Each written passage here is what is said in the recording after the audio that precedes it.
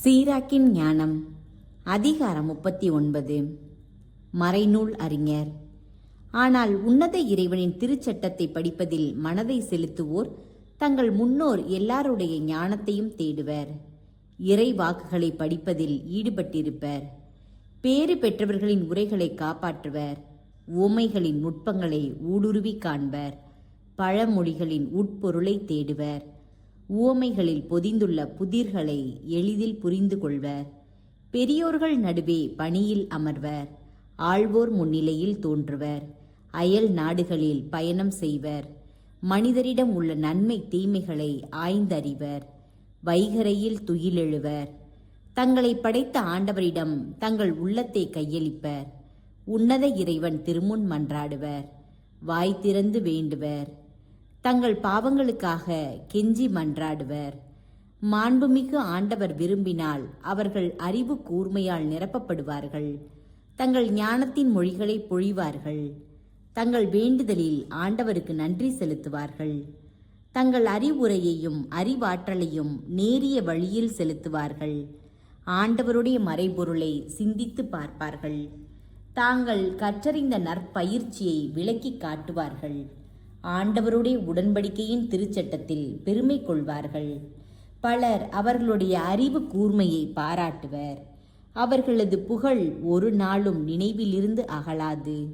அவர்களுடைய நினைவு மறையாது. தலைமுறை தலைமுறைக்கும் அவர்களது பெயர் வாழும். நாடுகள் அவர்களது ஞானத்தை எடுத்துரைக்கும். மக்கள் சபையும் அவர்களது புகழ்ச்சியை அறிவிக்கும். அவர்கள் நீண்ட நாள் வாழ்ந்தால் 1000 பெயர்களை விட புகழ்மிக்க பெயரை விட்டு செல்வார்கள். இறந்தாலும் அப்பெயரே அவர்களுக்கு போதுமானது. ஆண்டவரை புகழ அழைப்பு. நான் சிந்தித்தவற்றை இன்னும் எடுத்துரைப்பேன். முழு மதி போன்று அவற்றால் நிறைந்துள்ளேன். பற்றுறுதியுள்ள மக்களே, நான் சொல்லுவதை கேளுங்கள். நீரோடை அருகில் வளரும் ரோசாவை போன்று மலர்ந்து விரியுங்கள். சாம்பிராணி போன்று நறுமணம் பரப்புங்கள். லீலி போன்று மலருங்கள். நறுமணம் வீசுங்கள். புகழ் பாடல் பாடுங்கள். ஆண்டவருடைய எல்லா செயல்களுக்காகவும் அவரை போற்றுங்கள். அவருடைய பெயரை மாட்சிமைப்படுத்துங்கள். உதடுகளில் எழும் இன்னிசையாலும் யாழ்களாலும் அவருடைய புகழை அறிவியுங்கள். அறிவிக்கும் போது இவ்வாறு சொல்லுங்கள்: ஆண்டவருடைய செயல்கள் எல்லாமே மிக நல்லவை. அவருடைய கட்டளை எல்லாம் குறித்த நேரத்தில் நிறைவேறும். இது என்ன, அது எதற்கு என யாரும் கூறக்கூடாது. எல்லாவற்றுக்கும் குறித்த நேரத்தில் விளக்கம் கொடுக்கப்படும். அவருடைய சொல்லால் தண்ணீர் திரண்டு நின்றது. அவருடைய வாய்மொழியால் நீர்த்தேக்கம் உருவாயிற்று. அவருடைய ஆணையால் அவர் விரும்பியதெல்லாம் நிறைவேறிற்று. மீட்பளிக்கும் அவரது ஆற்றலை கட்டுப்படுத்துகிறவர் எவரும் இல்லை. எல்லா மனிதர்களின் செயல்களும் அவர் திருமுன் இருக்கின்றன. அவருடைய கண்களுக்கு மறைவானது ஏதுமில்லை. என்றென்றும் அவர் பார்த்து கொண்டிருக்கிறார். அவருக்கு அரியது ஒன்றுமில்லை. இது என்ன, அது எதற்கு என யாரும் கூறக்கூடாது. ஒவ்வொன்றும் ஒரு நோக்கத்தோடு படைக்கப்பட்டுள்ளது. ஆண்டவருடைய ஆசி ஆறு போல பெருக்கெடுக்கிறது. காய்ந்த நிலத்தை வெள்ளப் பெருக்கு போல நனைக்கிறது. நன்னீரை அவர் உப்பு நீராக மாற்றியது போல நாடுகள் அவருடைய சினத்தை உரிமையாக்கி கொள்ளும். அவருடைய வழிகள் தூயவர்களுக்கு நேரியனவாயிருக்கின்றன. நெறி கெட்டவர்களுக்கு இடரலாயிருக்கின்றன.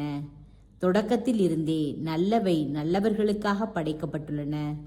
தீயவை பாவிகளுக்காக படைக்கப்பட்டுள்ளன. நீர், தீ, இரும்பு, உப்பு, கோதுமை மாவு, பால், தேன், திராட்சை ரசம், எண்ணெய், உடை ஆகியவை மனித வாழ்வின் அடிப்படை தேவைகளாகும். இவையெல்லாம் இறைப்பற்றுள்ளோருக்கு நல்லவையாகும். பாவிகளுக்கு தீயவையாக மாற்றப்படும். தண்டனைக்காக அவர் சில காற்றுகளை படைத்தார். அவருடைய சீற்றத்தால் அவை கொடிய வாதைகளாக மாறின. முடிவு காலத்தில் அவை தம் வலிமையை கொட்டி தம்மை படைத்தவருடைய சீற்றத்தை தணிக்கும். தீ, கல்மழை, பஞ்சம், சாவு ஆகியவையெல்லாம் தண்டனைக்காக படைக்கப்பட்டவை. காட்டு விலங்குகளின் பற்கள், தேள்கள், நச்சு பாம்புகள், இறைப்பற்றில்லாதோரை அழித்து தண்டிக்கும் வாள் ஆகியவை ஆண்டவருடைய கட்டளைகளில் மகிழ்ச்சி கொள்ளும். அவருடைய பணிக்காக மண் மீது ஆயத்தமாயிருக்கும். தமக்குரிய காலம் வரும்போது அவருடைய சொல்லை மீறா. அதன் பொருட்டு நான் தொடக்கம் முதல் உறுதியாயிருந்துள்ளேன். இதை பற்றி சிந்தித்தேன், எழுத்தில் விட்டு செல்கிறேன். ஆண்டவருடைய செயல்கள் எல்லாம் நல்லவை. ஒவ்வொரு தேவையையும் குறித்த காலத்தில் அவர் நிறைவு செய்வார். இது அதைவிட கெட்டது என யாரும் சொல்ல முடியாது. எல்லாம் அதனதன் காலத்தில் நல்லவை என விளங்கும். இப்போது முழு உள்ளத்தோடும் ஆண்டவருக்கு வாயார புகழ் பாடுங்கள். அவருடைய பெயரை போற்றுங்கள்.